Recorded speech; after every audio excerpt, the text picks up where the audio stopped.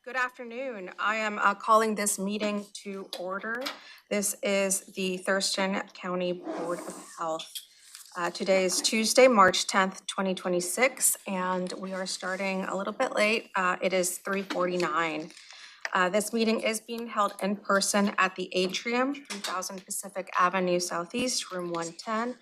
Olympia, and is also accessible via Zoom. The meeting is being live streamed to our Thurston County YouTube channel if you would like to follow along. And today we have all of the Board of Health members in attendance. We are still working with the Nisqually tribe. They have given us an appointment, but we're working to coordinate having Noreen Wells. So we're hoping to welcome her at the next Board of Health meeting. She wasn't able to make it today.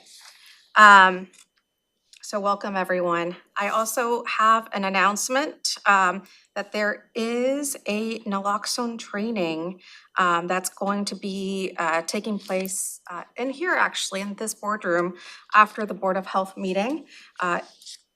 We welcome all to attend if you would like to stay after the Board of Health meeting to take that training. It is such a great training to take, and it is nothing like Pulp Fiction. I will say that. It is such a great training, and our staff do such an incredible job in walking us through the training. And you can walk out of the training with a Narcan spray, so very excited. Okay, so next is the approval of today's agenda is for March 10th. Is there a motion? I move that we. Watterson, I'll make a motion to approve. Oh. Is that a second, Board Member Watterson? First or second, whichever one. I couldn't hear anybody. Okay, can you hear us all right? Yeah, I can hear you. Okay, so board members here will speak a little bit louder just so people on Zoom can catch us. So it was made by Board Member Canadal and seconded by Board Member Mayor Watterson. Any discussion on the agenda? Hearing none, I'll call for the vote. All those in favor? Aye. Aye. Okay, anyone opposed? Okay, the agenda for March 10th, 2026 is approved. Next is the approval of the February 10th, 2026 minutes. Is there a motion? I move to approve the February 10th, 2026 minutes. Second. Okay, it's been moved by Commissioner Klaus and seconded by Commissioner Fournier. Any discussion? Hearing none, I'll call for the vote. All those in favor say aye. Aye. Aye. Aye. Anyone opposed? Nay? Okay, the board meeting minutes for February 10th, 2026 are approved. Okay. So next we will recognize International Transgender Day of Visibility. And we have a proclamation. The International Transgender Day of Visibility is observed each year on March 31st. This day is an opportunity to celebrate the contributions of transgender people in our communities and to acknowledge the importance of visibility, dignity, and belonging to everyone. We're very grateful to be joined today by Lucas Miller from the New Boys Club. Hi, Lucas. We also have joining us today Anna Schlecht and PJ O'Connor, co-chairs of the South Alliance of Older LGBTQ+.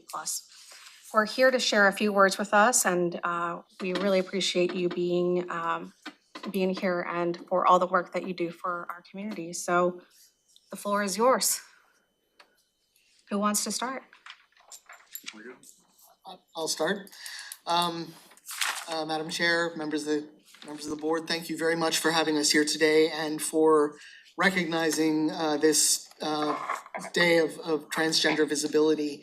It is more important now than ever that our community see its allies and acknowledge them, because, you know, as most civil rights leaders of the past have observed, no oppressed community ever won its freedom without help from allies from outside that community. So when a body like this recognizes our rights to live with dignity and privacy as human beings, that's very important.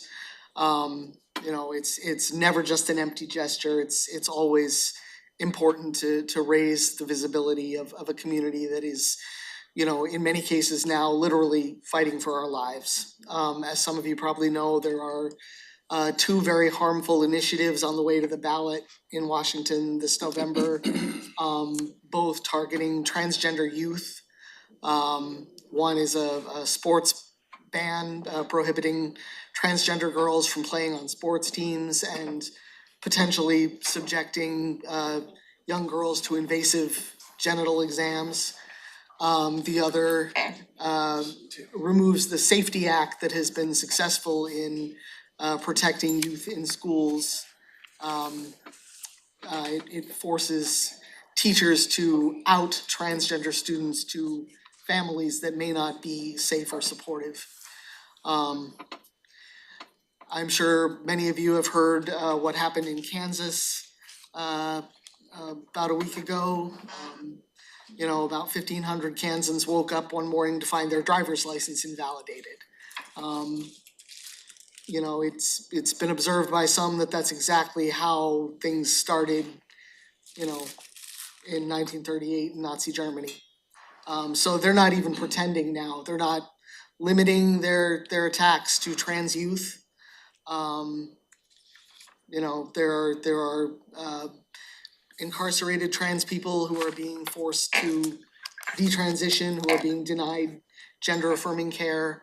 So when a body like this that is concerned with the public health stands up and says, you know, healthcare is a right, you know, a human right deserved by everyone, and that includes gender affirming care for everybody who needs it, that is very meaningful. So we appreciate your standing up today and recognizing this Transgender Day of Visibility.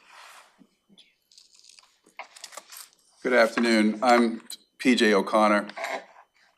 Along with my colleague, Anna Schlecht, we co-chair Sound Alliance of Older LGBTQ here in Thurston County. Sound Alliance of Older LGBTQ was founded in 2011, and we work to promote the wellness of the older LGBTQ folks in our community with a wide range of services and activities. As is obvious, and the reason that we're here, the transgender community is under massive attack in this country. Malicious attack. I'm a storyteller and an artist, and so I'll lean in that direction if I may. I'm a career professional musician and the music director at St. John's Church downtown.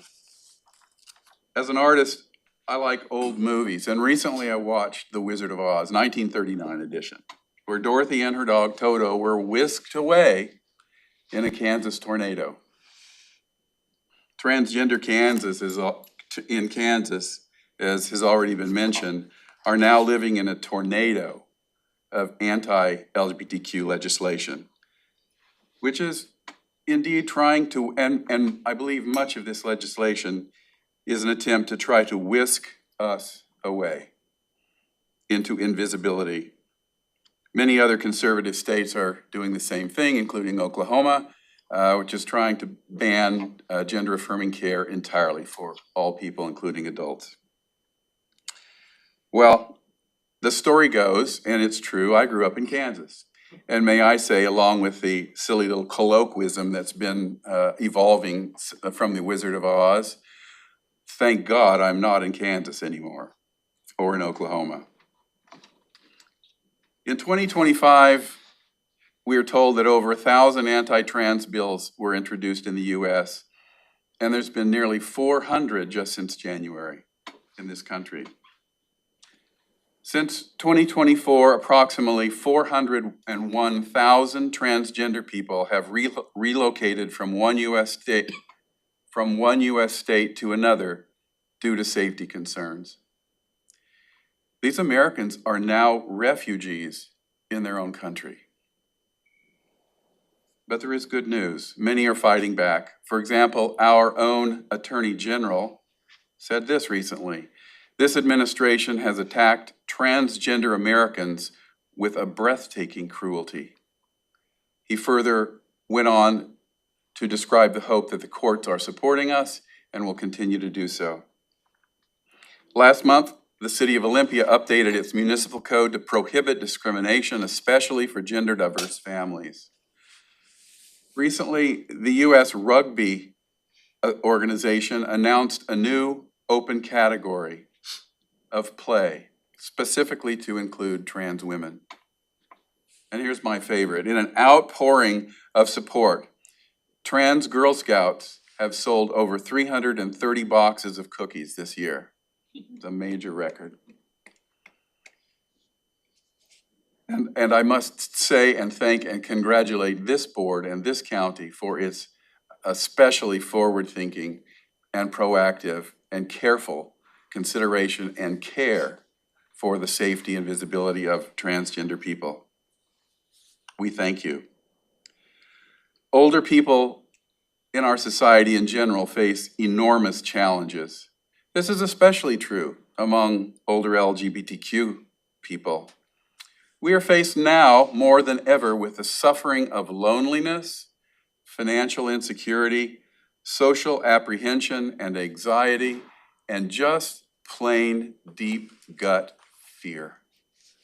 I can tell you that a number of my older LGBTQ friends, especially transgender friends, are afraid many times to be in public and to show themselves in their true identity. SAOL works to bring hope and help to our older LGBTQ community. Today in this proclamation, may I tell another funny, silly story that's personal? So y'all are leading the way here, and it's really, really super important. I have a dog. He's a bloodhound. He weighs 110 pounds, and he's about the color of a red fire wagon, right? And bloodhounds are unique in that when you train them to heel, it's very hard to get them to heel to the side like most other dogs. My trainer says don't even try. Bloodhounds literally will knock you over to get in front of you. Am I right? Knock Anna me has over. experience. Put their nose to the ground and lead. When it's cold and dark in the winter, Monk and I, when we go on our walks around Capitol Lake, Monk wears a vest with a big bright light on it. So he's brightly leading the way. And my simile, my metaphor, as I was thinking about how to thank you all today, is that y'all are like my bloodhound. You are leading the way in a dark and dangerous world with a bright light. And for that, we are deeply grateful. Today in this proclamation, Thurston County Board of Health is indeed leading the way to help keep our community's transgender population visible and safe. As co-chair of SAOL, I thank you, Thurston County Board of Health, for your good work on our behalf. We are deeply grateful to you, and we are so grateful to live in this safe city. Thank you. Thank you so much. I will open. Could I add a few words? Of course, yes. I came today as the support lesbian. It's always important to have one of those in your back pocket, having your back. Here supporting my good friends.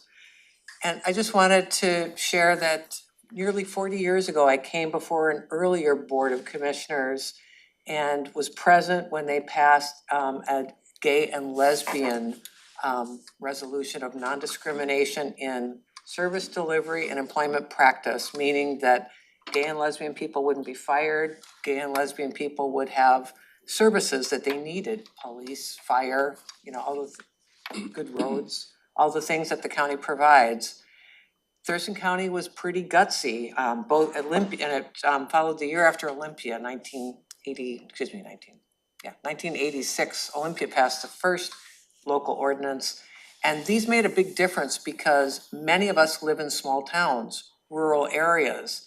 And if our rights don't have jurisdictions in the places we call home, they're meaningless if they only exist in large cities. So you're following a courageous tradition of standing up for people when they need to have people there with them shoulder to shoulder. And I can affirm how important what you're creating here is. Just today, a couple hours ago, our organization hosts a couple of what we call LGBTQ lunch bunch events at the local senior center. And almost every time, including today, there are people who have just moved here to escape horrific terrorizing conditions in places like Missouri. Today, it was a trans woman who had come from Texas. So never doubt that what you're doing makes a difference. Never doubt that standing up makes the world safer, not just for my trans friends here, but for everybody who could be stigmatized. So I want to applaud your courage and thank you for the work that you do. I honestly think it is all of you that deserve the applause. And I will open it up now for comments or questions from Board of Health members. Commissioner Klaus? Thank you. I want to thank you all for coming today. This proclamation is very important to the community. I brought flags for anyone who wants one and we can use them for the picture. But it was said a couple of times that now more than ever, it's important to stand up and speak out and, empower transgender community members to feel safe in their visibility here in the community and beyond, and to be a safe place for folks who are refugees from other areas that are no longer safe in their hometowns. And I don't really have that much to add, but because you said a lot and you said, everything I think I could say, but I just want to say thank you. From like the bottom of my heart, I really appreciate you being here and all the work that you do. Thank you. Any additional comments from Board of Health members? I have a question. Will the county be flying the transgender flag on March 31st? I believe we have one. I think we did last year. I am not sure. I'm looking towards the county manager, I believe. I mean, if we did it last year, then I think we're on schedule to do it this year. Okay, I just wanted to confirm that. I provided a flag to the county last year. I think we still have it. So it would be great if we could fly that on Transgender Day of Visibility on the 31st.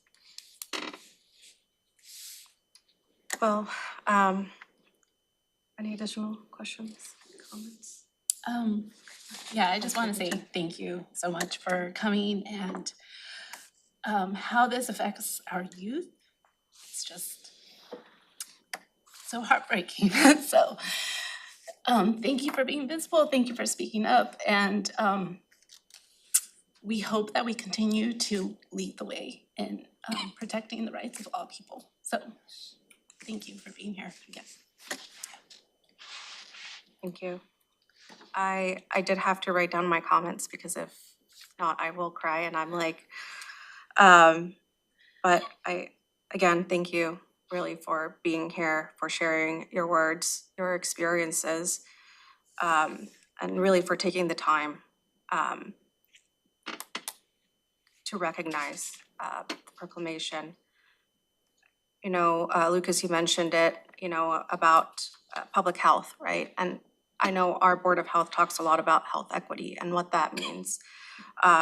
Making sure that everyone in our community has the opportunity to live healthy, safe, and full lives. That includes making sure that people feel seen, respected, and able to live openly for who they are. And so visibility matters. You're absolutely right. And especially at this time when many communities, especially the transgender community, are facing real challenges. You mentioned Kansas, but you mentioned 2 initiatives that are happening here in Washington State as well. Barriers and threats to their lives. And I think that this is just a small way we can affirm that transgender people are valued members of our community and that their health and well-being matter. So we'll go ahead and start with the proclamation. Commissioner Klaus, would you like to start us off? Yeah, thank you so much, Chair. Okay, Thurston County Proclamation for International Transgender Day of Visibility. Whereas International Transgender Day of Visibility was founded in 2009 by US-based activist Rachel Crandall to acknowledge and honor the successes achieved by people who identify as transgender, while raising awareness of the work that still needs to be done to save lives within this community. And whereas organizations across the world observe International Transgender Day of Visibility every March 31st to raise awareness about people who identify as transgender, while also drawing attention to disproportionate levels of poverty, discrimination, and violence the community faces compared to non-transgender people. And Whereas data from the Williams Institute identifies Washington State as having one of the most gender diverse populations in the country, with 1.1% of adults, or roughly 66,300 individuals identifying as transgender. And whereas local data, such as the 2023 City of Olympia Discrimination Survey, notes that over a quarter of Olympia residents identify as LGBTQ+, with 10% who identify specifically as transgender or non-binary. And whereas Thurston County recognizes the significant contributions made by people that identify as transgender and affirms that they are vital members of our community. Now therefore be it resolved, the Thurston County Board of Health hereby proclaims March 31st as the International Transgender Day of Visibility in Thurston County, and urges all residents to celebrate the accomplishments made by people who identify as transgender and honor the lives of the individuals that have been lost. Adopted this 10th day of March 2026 by the Thurston County Board of Health.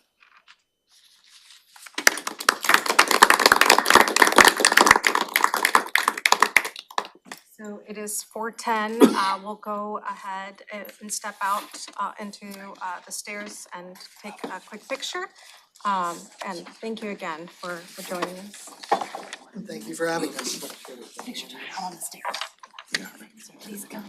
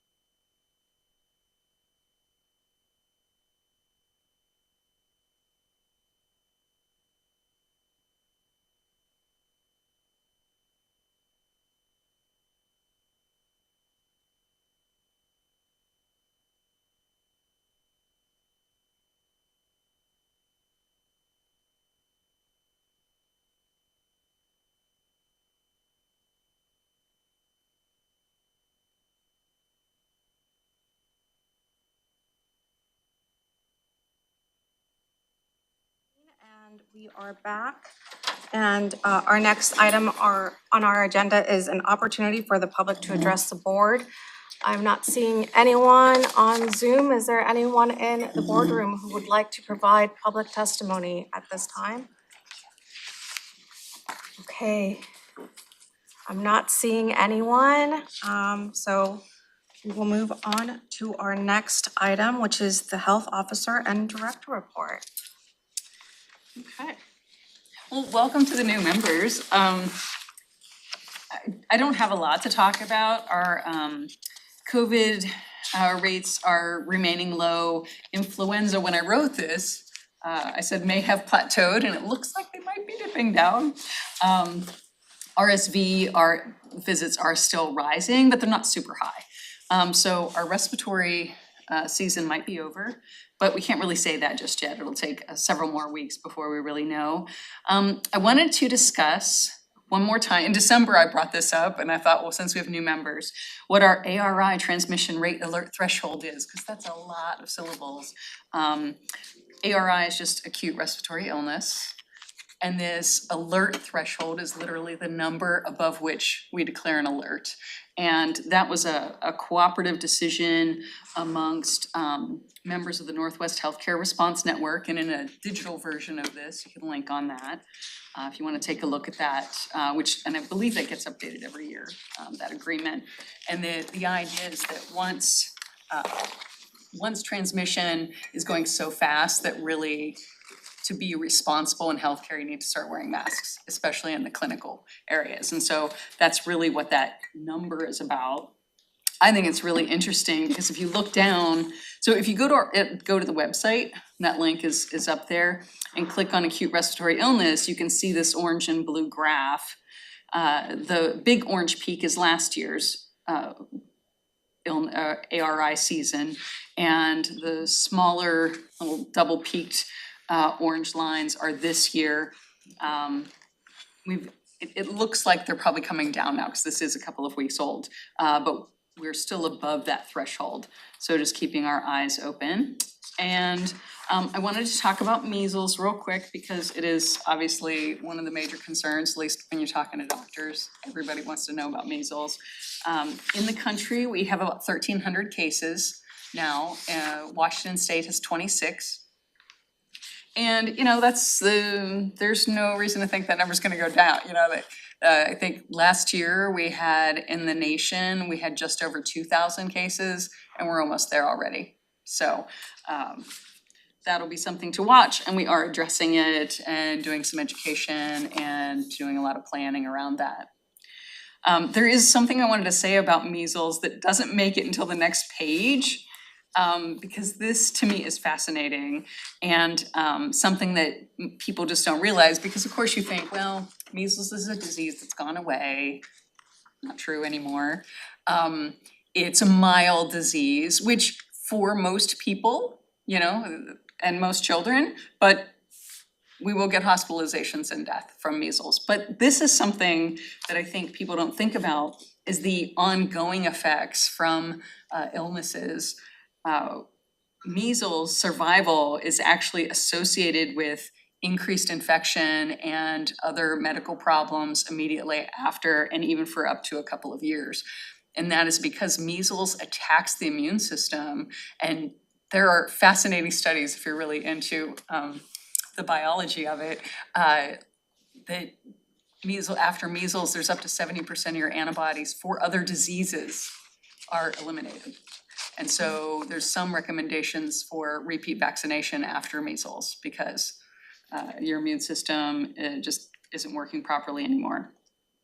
And then there's a graph. We don't need to talk about numbers of syphilis. This is a graph from King County, and it's just really impressive. If you look at that solid red line, that's numbers of syphilis cases over time. Our numbers aren't dramatic, but I also don't know that we're actually testing. So I haven't even reported what our numbers are here because I don't know that they're accurate. We have I would like to do a campaign, and there are a lot of materials available to do that. It's just a matter of timing and priority. So you'll be hearing more about that as we go. That's it. Any questions? Thank you. Any questions? Just a curiosity, for measles, it tends to attack children, vulnerable populations, children being one of them. So sometimes they're the ones that have the complications when they have measles. Well, the vast majority of people who get measles are unvaccinated.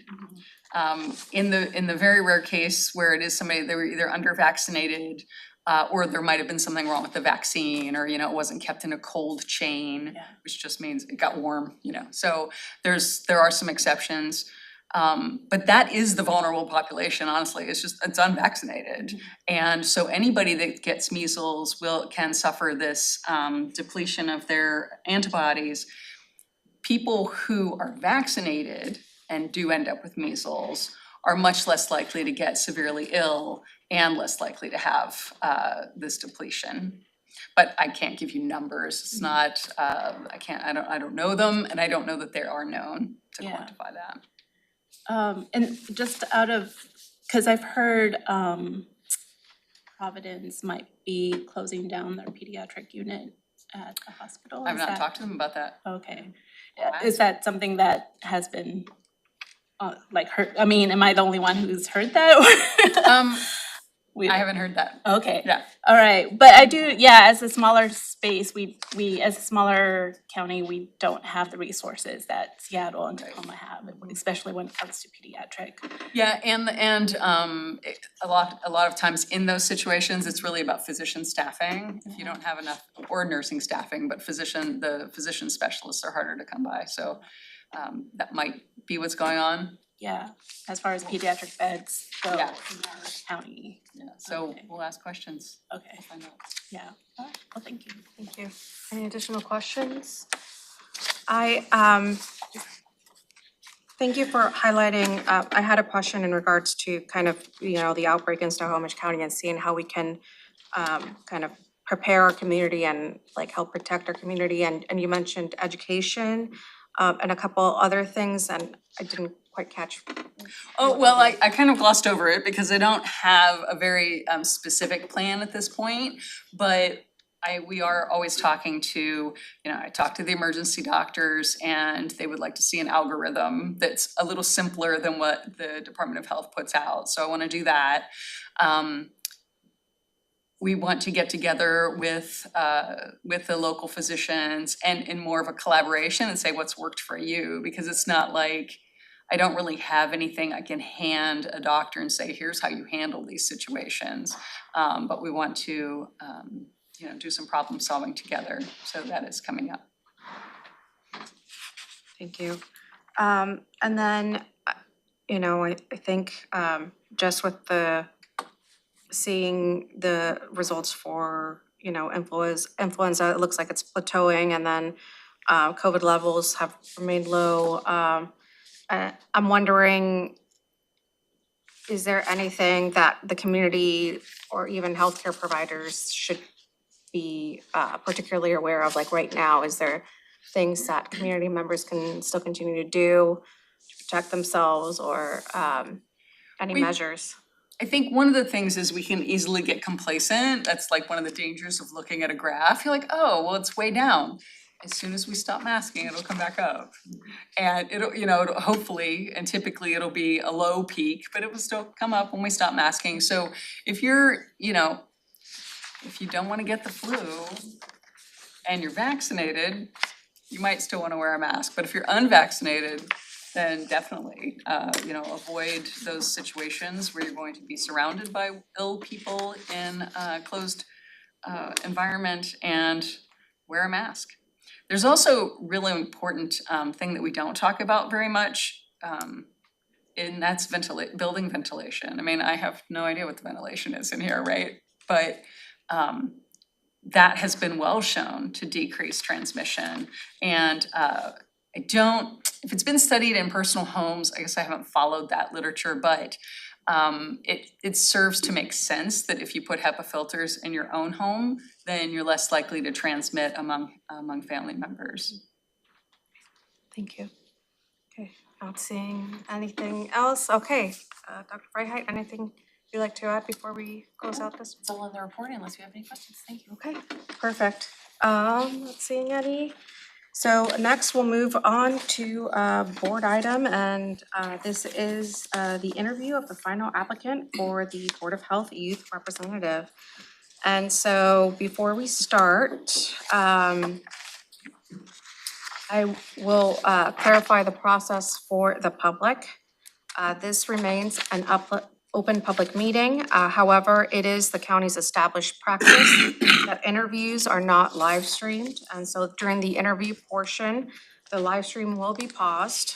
Once the board has completed interviews and is ready to take action, the Board of Health meeting will resume publicly and the live stream will be reactivated. So we appreciate everyone's understanding as we work to create a comfortable and supportive environment for youth applicants.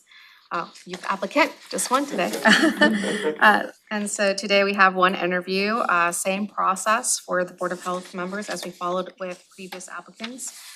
There are 3 questions that we will be asking.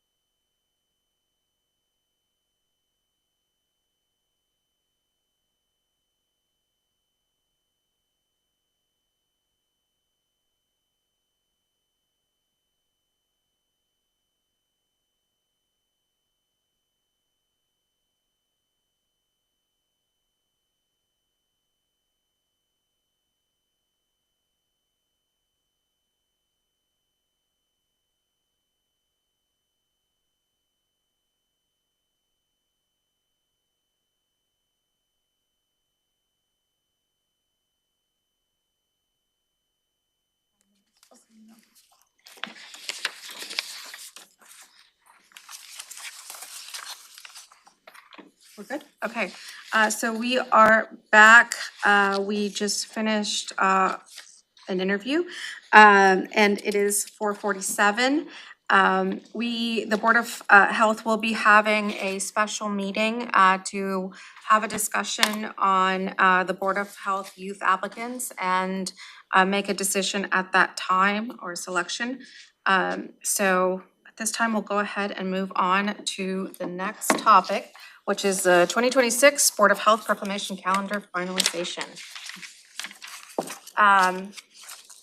So before we get started, I do want to thank everyone who has submitted their choices. I know that, well, we did make a decision for the month of April. Commissioner Klaus did send in a recommendation today for the month of April. So I know she has to step out, so I'll let her address it at this time. Thank you so much, I appreciate that. Yes, I submitted a request for a proclamation on Black Wellness Week for the month of April. This proclamation already comes with language. The city of Olympia, I believe, has done this or is doing this. I received a draft from the city of Olympia.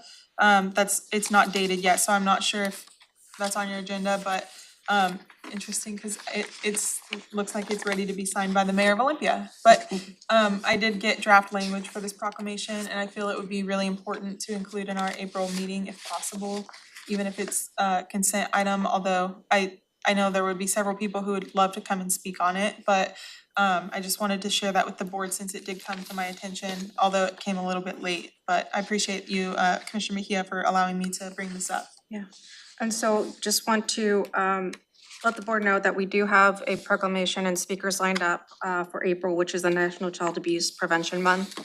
So we can add a second proclamation if the Board of Health would like. I'm just, I guess I'm seeking direction from the Board of Health on kind of how, or Commissioner Klaus, if you have a recommendation on how you would like to proceed for the month of April. Well, I think if the Board of Health is open to it, I would love to hear any perspectives. I don't wanna force anything too late in the process. And I know staff, it's sometimes a heavy lift to get a proclamation set up and speakers and everything. Hopefully having the draft language is helpful in that process, but if the Board of Health is open to it, I would love to have speakers, but I would also appreciate even just having it as a consent item and maybe we could read it in the April meeting. But I'm kind of open to what the Board of Health would like. Reading it in the May meeting, is that what you meant? Let's see, in the April meeting. Cause this is the week of April 15th through 19th is Black Wellness Week. If it's consent, we don't read it usually. Okay. So I'm sorry, I'm just trying to That's get okay. the clarification. Yeah.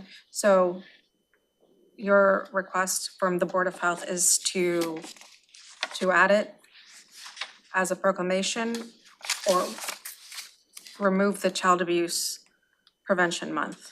No, I would like to add it in addition to Child Abuse Prevention Month, if possible. Clarify that the Olympia draft is a mayoral proclamation that's done without a public meeting or council consultation.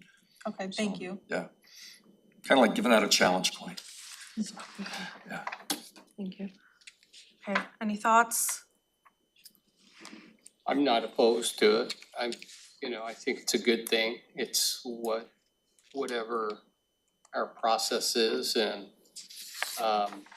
this is then the week that people have proclamations, so this is a national week. So it wouldn't really be fitting to have it another time, so it's really about this time. Okay. From my standpoint, all these are very worthy and we stand behind them, so Okay. the fact that it's been brought to our attention,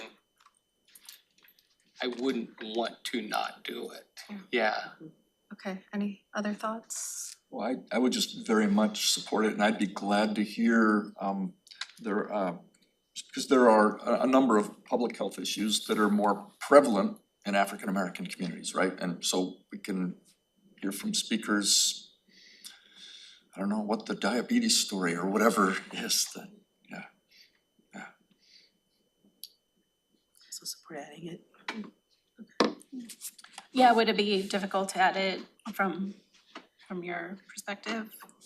Just the No, we could timeline? do that, we would just have to figure out some presenters. Also clarifying that, there was two kind of options I think Commissioner Klaus provided was have it as a proclamation with no speakers or have it with speakers. If we do have speakers, the expectation, that does require a level of effort. We do have speakers lined up for National Child Abuse Prevention Month. So that would be the question for staff, the direction for staff.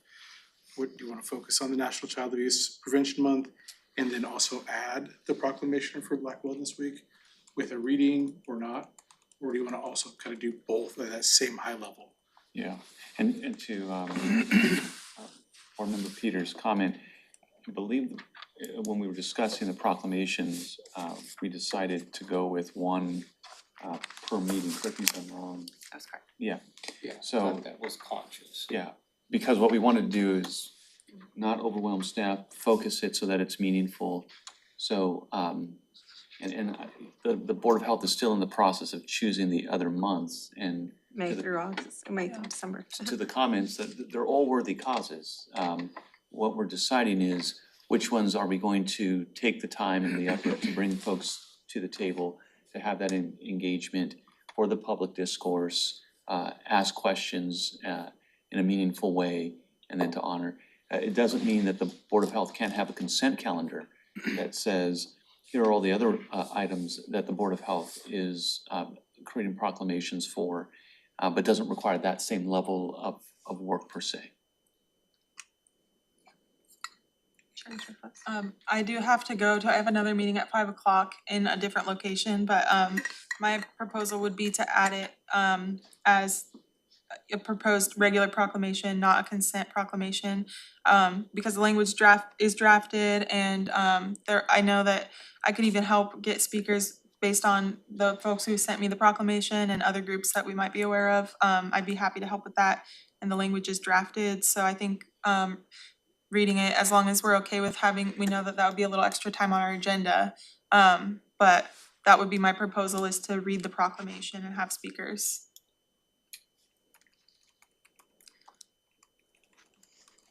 Would that require a motion or? Well, I guess I would like to add this comment. Because of board's decisions in the past, and we really had a robust discussion about this in regards to giving the one proclamation its time. And so I think what I would suggest, and I think that when we make decisions, we gotta stay to it, because it puts us in a tough situation, because this is very much worthy. And so we're not saying no to that, we're just trying to stay to what we all decided in regards to this topic. So what I would offer is maybe in this situation, because it did come forward,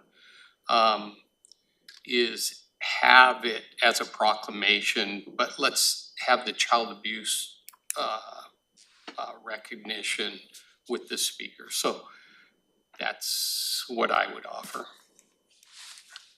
So, sorry, wait, Board Member Peters, can I get some clarification? Yeah, So, I probably jumbled that. No, you're fine.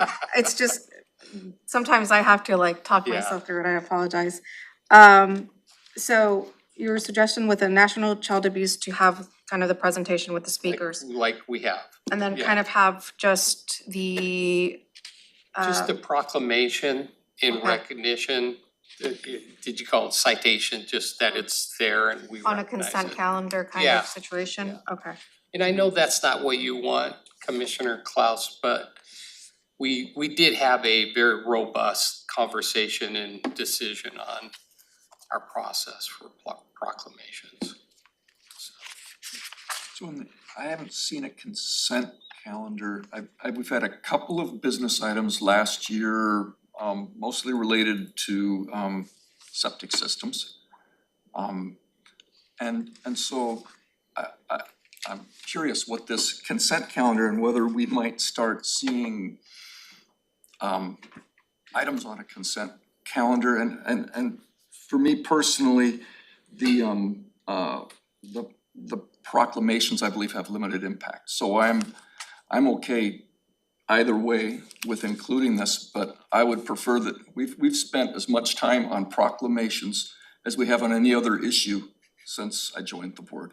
And I mean, in terms of debating how to do them, let alone the amount of meeting time that's spent on recognitions and photos.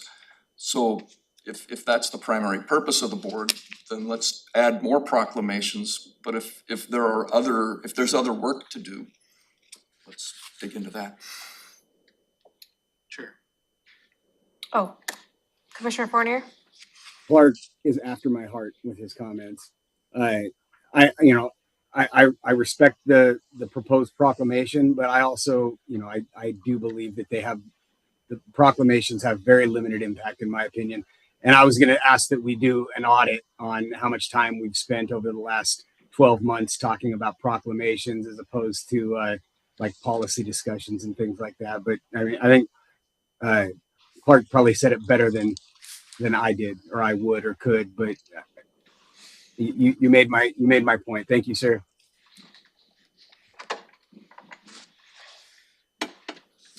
Any additional comments? Okay, so kind of what I'm hearing, and please, kind of just to wrap up the month of April, and I know Commissioner Klaus has to go, is we're moving forward with the National Child Abuse Prevention Month. And then we will be adding a consent item on the agenda for the proposed proclamation. Consent, just for, I don't know if it's clear for everyone on this board, maybe it is, but just, Commissioner Mejia or Chair, mentioned it earlier that the consent items we don't read the proclamations. So it's just on the agenda in the packet and not read out loud. And I don't think that that's very meaningful.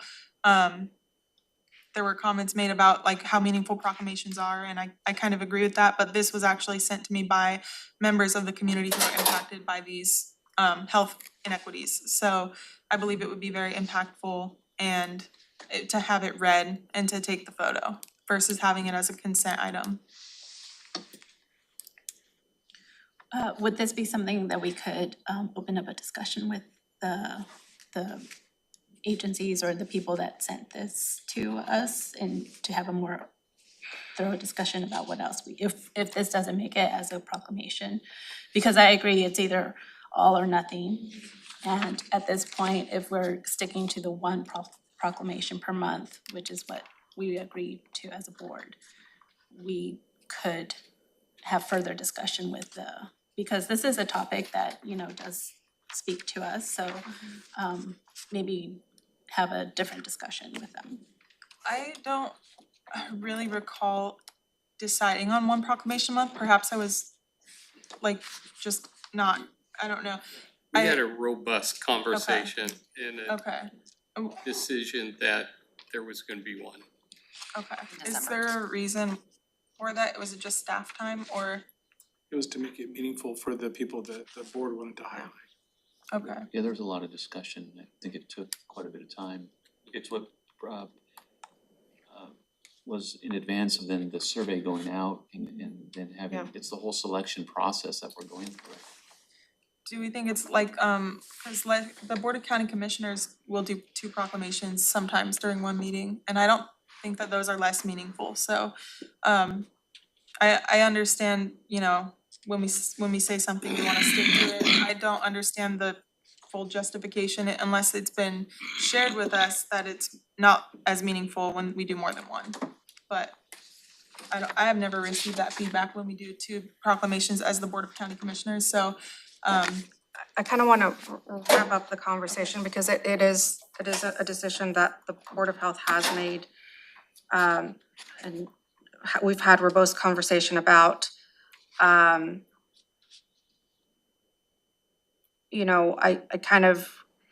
looking for direction from the Board of Health on how they want to proceed with this. I think there's been 2 different suggestions, one from Board Member Peters to just kind of have it more of a consent without kind of reading it, but just acknowledging it.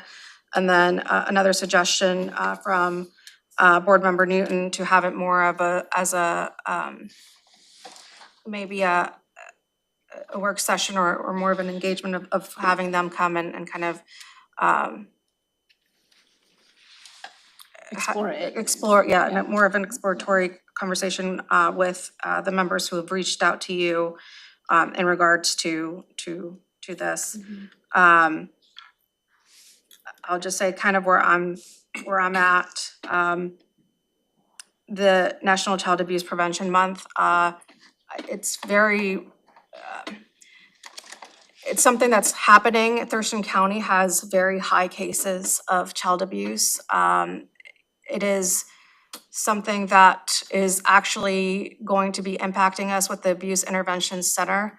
You know, closing here pretty soon, or I think they're down to 0.6 of a staff.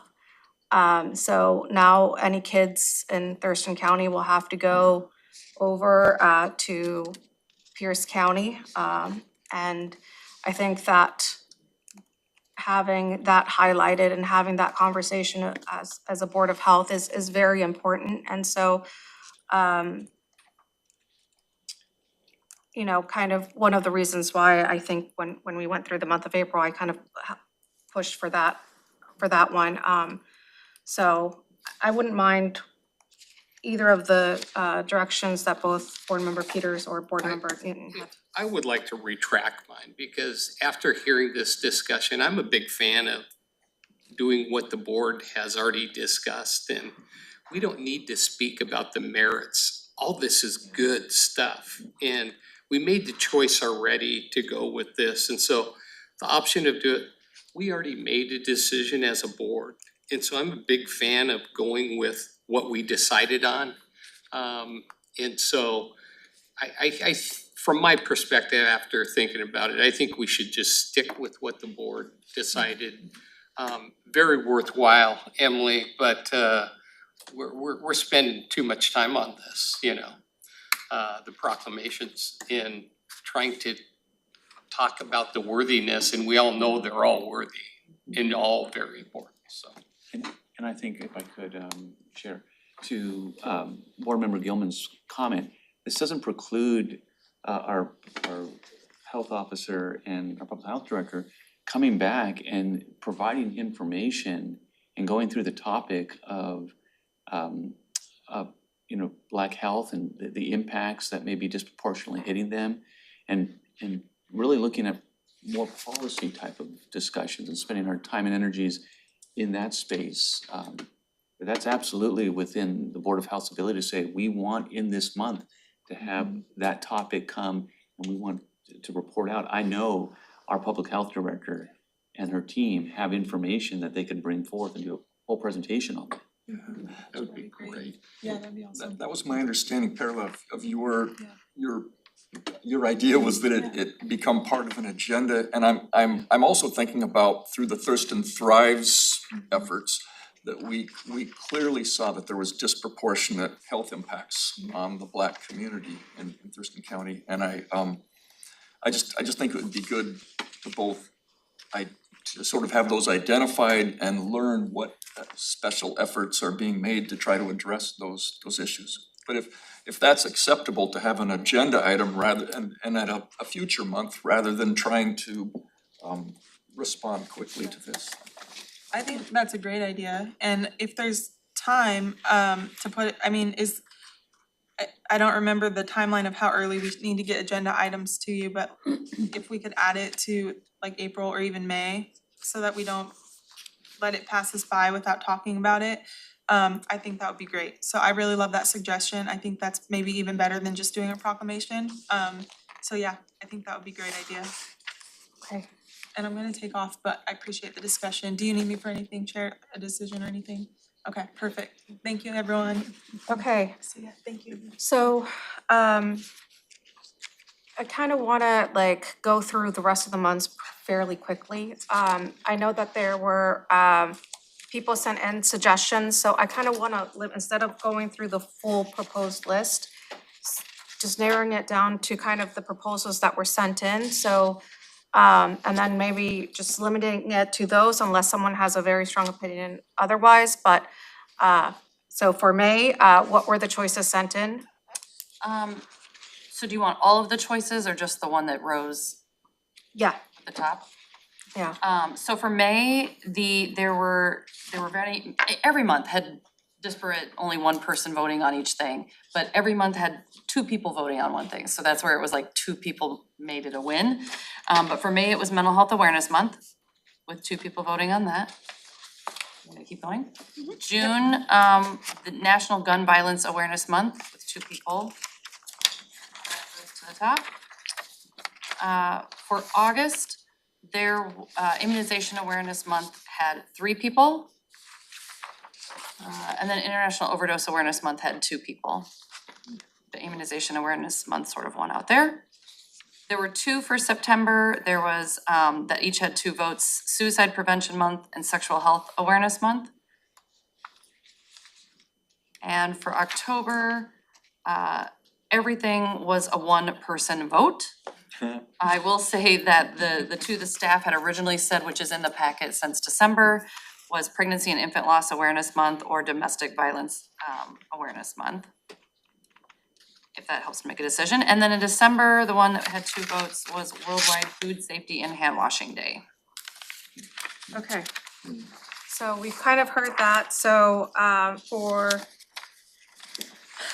May, kind of want just thumbs up, just very quickly. So for May, the one that came to the top was Mental Health Awareness Month. Are we good with that one? Yes. Okay, so May's been set. June, was National Gun Violence Awareness Month. Are we okay with that one? Yes. Perfect, okay. We don't have a Board of Health meeting in July. August, Immunization Awareness Month. Okay. Did you? Well, yeah, I was, yeah, the overdose spoke to me a little bit more, but, yeah, immunizations are important, so. Okay. So September, we have a tie. So Suicide Prevention Month and Sexual Health Awareness Month.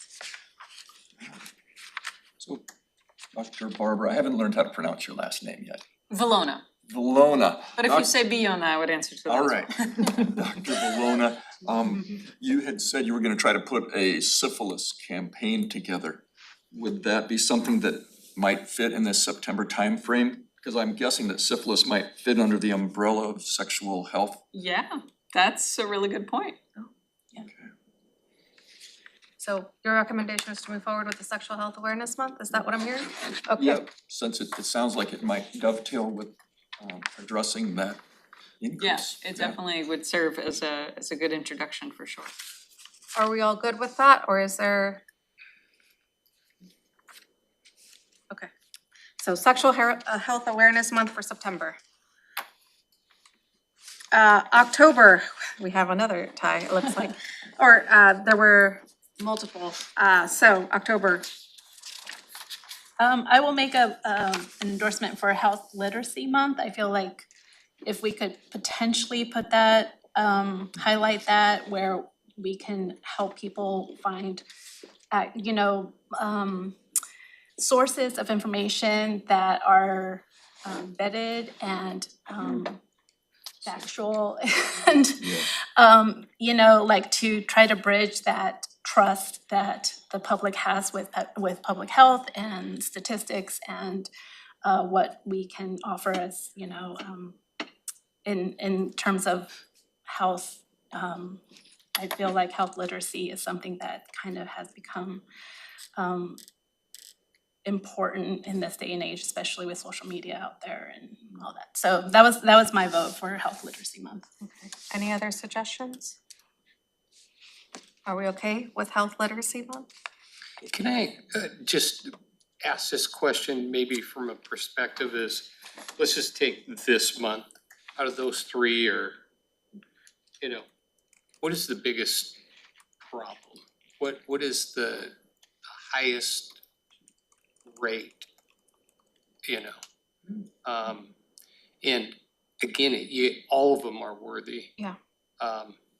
So is there one that is larger of an issue than the others? That's so subjective. Is It's so it? hard to Okay. say, right? So there's not really percentages that would Right. back that? No, that would be, Okay, you could slice the percerages any I way you just want tried to. to help. Yeah, Yeah. good try. I like the question, Yeah. it's a good question. Keep asking. Okay, I'm supportive. I can get behind the health literacy too because it covers all of it It does. potentially. Yeah. Okay. Vote. Thumbs up? Thumbs up. Okay. Thank you. On health literacy month, right? Yes. All right. Okay, no Board of Health meeting in November, and then, the one for December came Worldwide Food Service Safety Month with the National Hand Washing Awareness Week. They go hand in hand. I see, I knew Josh would get it. Okay, thumbs up? Thumbs up. Okay, Ladies and gentlemen, perfect. Fry. Okay, Oh, did we agree on that? Thank Okay, good. I was having such a good time. You're just living your show. okay, great, thank you, everyone. So, next on our agenda is the Wasalfo Legislative, let's actually we need a motion, right, to approve? Yes, please. Okay, is there a motion to So approve? moved. Okay, it's been moved by, Board Member Peters, seconded by, Board Member Canadel. Any discussion? Hearing none, I'll call for the vote. All those in favor say aye. Aye. Aye. Okay. Aye. The 2026 Board of Health Proclamation Calendar is, been finalized. Yay. Just took. Hard fought. Just like that. Okay, next is the Wasalfo Legislative Session Update. Yes, thank you. And we included in the packet starting on page 19. Now, this is already last week's, which some things have already died on the floor or been removed or whatnot, and sine die is Thursday. But most of the things right now, they're just doing the things that will be added per the budget. So most things at this very stage, so we will send out another email update with where things are at right now. But just in very short, on Senate Bill 6129, that was the tobacco tax, which affects our foundational public health services dollars, was scheduled but ultimately pulled from executive session on Saturday. And so this means that the amended draft, which would have addressed the FPHS account, did not pass. And so that is something that we're concerned about because foundational public health services is certainly a huge portion of our funding and is something we'll have to look at.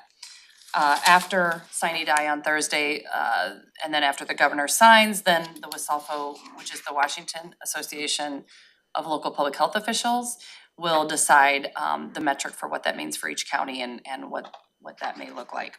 So we'll be paying attention to that. And then the two that were in particular of interest to us, we had many. But the House Bill 2442, which looks at clinic services in public health, and 2242, which is talking about vaccination, both of those are still in. And so those are good boons for public health there as well too. And then, yeah, we're just basically looking at where we land once the final budget is released, likely to, today or tomorrow, this week yet. And then we'll continue to send out any post updates after as well for your viewing pleasure as well. But you can look at what was in the status report last week, and then Wasalfo always puts out what they put the week of February 23 to 27, what sort of happens. So you can read more details on some of those high level ones there. And Wasalfo is the Washington State Association of Local Public Health Officials. For those of you who don't know, one of the things we're trying to do is try to get a representative from Wasalfo to come in and present, kind of give us after legislative session update and kind of priorities for May is. She'll be able to come in May. Okay, So not April, but we may even have more information by May. So, and then that way we can kind of have those conversations. So, you know, we wanted to kind of just give a sneak preview of some of the items that Wasalfo was tracking on and have that deeper conversation in May. Any questions for Jen? Just one thing I wanted to raise as they're debating the amendments on the wealth tax or high income tax that included tax exemptions, starting with diapers and formula, and then a debate about restaurants. It's that at this point, there's not a way to replace local government funding that's lost from those sales taxes, so that's an issue. There's an issue. And I know they're in their hour 40 or whatever of this debate right now. But I am concerned. On the face of it, it's a really good thing. But if there's not a way to backfill local government funding, then we will struggle with that good decision.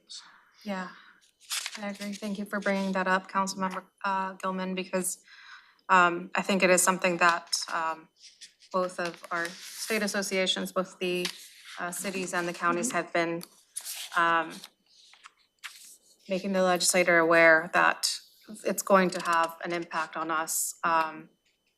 And there's no way for us to, especially as we're looking even at cuts. I know the cities are going through the same situation the counties are, so I'm hoping that that area is definitely fixed, or at least that the jurisdictions, cities and counties are made whole in one way or another. But, okay. Any other questions, comments? Okay. Well, so with that, no items were submitted. I kind of want to just for, you know, open health discussions and information sharing, I just want to say that if there are topics that I know Vice Chair Newton brought the legislator, right? She's like, well, I would like to know what health bills, you know, are coming through. And so if there are topics of interest or areas that you would like covered, is it in regards to our food, health and safety, or is that you haven't quite seen come through the Board of Health? If you'll let us know, and then that way we can plan it in the future for an agenda. You know, we want to hear from you all as well of you know, topics of interest and maybe specific topics that we need to cover. I know sometimes our agendas are tight, but you know, we want to also hear, is there areas that maybe we might, environmental health was a big topic last year. It's looking like it might be a big topic again this year, but as things come along that, you know, maybe there are items that you would like to see covered. So thank you, Vice Chair Newton, for the suggestion of having some of the legislative session items covered, and we're gonna be able to get someone from Wasalfo here in May. But yeah, just wanted to throw that kind of recommendation out there. With that, we've reached the end of our agenda. Again, as a reminder, there is a training available for naloxone, I'm blanking. Yes. And so if you would like to kind of stay in here and receive that training, it is a great training. But is there a motion to adjourn? Could I just make one comment in regards to the legislative session? Yes, yeah. Much of my life is spent up there during the sessions, and from the tribal perspectives, there's bills that we would support, as I look through here, that maybe the county's lobbyist is, and I'm just wondering who I would speak to, because I'm meeting with a lot of legislators up there. Would like to be able to support that as a board member, if appropriate. Yeah. Yeah, we can definitely tie you in. Okay.